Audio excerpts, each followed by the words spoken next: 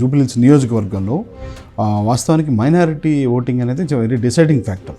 ఇక్కడ హుటాహుట్టిన అజారుద్దీన్కి అసలు మంత్రి పదవి ఇవ్వటం, అదే నియోజకవర్గంలో ఓడిపోయిన అతనికి ఎమ్మెల్సీ ఇచ్చి హుటాహుటిన మంత్రి పదవి ఇచ్చిందంటే ఎంత భయభ్రాంతులతో ఉన్నాడు రేవంత్ రెడ్డి గారు, మీరు ఆలోచించండి. ఇప్పటికిప్పుడు నేను స్టూడియోకి వస్తుంటే అన్ని మినిస్టర్ కార్లు, కార్పొరేషన్ చైర్మన్ల కార్లు, అన్ని పర్సనల్ పెద్ద పెద్ద బండ్లు సైరన్ వేసుకొని ఎంత ఇబ్బంది కలిగిస్తున్నారంటే వితిన్ ఒక 2 కిలోమీటర్స్ లోపల నాకు ఒక 30 మినిట్స్ అయింది. 5 నిమిషాల జర్నీ. 5 నిమిషాల జర్నీలో అంత అంటే ఎందుకు అంతగానము?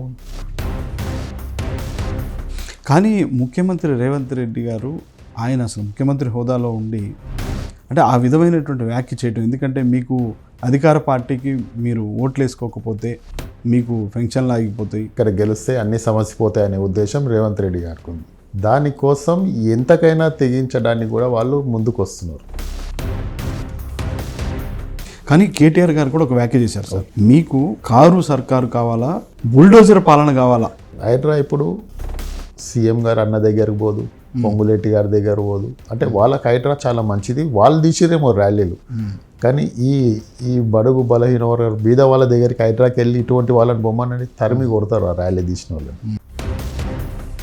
హైడ్రా మీద చర్చ పెట్టమనండి, గవర్నమెంట్కి దమ్ముంటే పిలిపిమనండి, అందరినీ అన్ని వర్గాల వారిని పిలిపించి చర్చ పెట్టండి, మాట్లాడరు. ఓటర్ని మేనేజ్ చేయడం, పోల్ మేనేజ్మెంట్ అంటే అస్సలు దానికి అర్థం అది.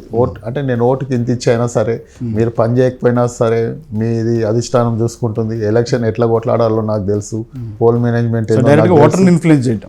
ఓటర్ని ఇన్ఫ్లుయెన్స్ చేస్తా అంటే అంతవరకు కూడా వీళ్ళు వచ్చిండ్రు అంటే ఇక దానికి వేరే ఇంకేమన్నా మనం మాట్లాడుకునే ఛాన్స్ ఉందా? జూనియర్ ఆర్టిస్టులు చాలా మొన్న తీవ్ర స్థాయిలో అన్నపూర్ణ స్టూడియోస్ దగ్గర ధర్నా చేశారు సార్.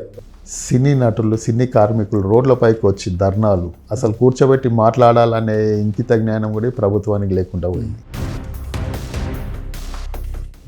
జూబ్లీహిల్స్కి సంబంధించి 5,000 కోట్ల చిల్లర సబ్జెక్టు కరెక్షన్, 5,000 కోట్ల చిల్లర ఇంత ఖర్చు పెట్టాము. దాని మీద చర్చకు రమ్మంటే తోక మూర్చేసిన ఎవరు పతకెళ్ళాడు ఇప్పటి వరకు.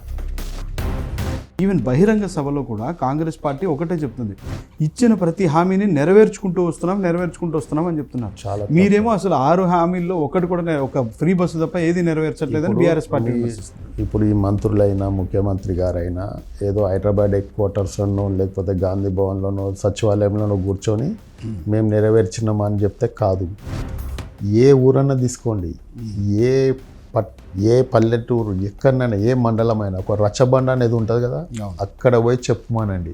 పోలీసు వాళ్ళ రక్షణ లేకుండా గ్రౌండ్ లెవెల్లో మీరు వెళ్ళి చెప్పండి, అప్పుడు మేము ఒప్పుకుంటాం, దేనికంటే దానికి రండి.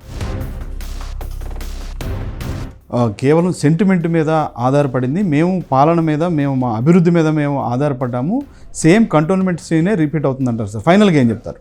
బీఆర్ఎస్ గెలవబోతుందనే ఒక సంకేతము ఈ సర్వే రిపోర్ట్లు వాళ్ళని ఈరోజు నిద్రపోకుండా చేస్తుంది.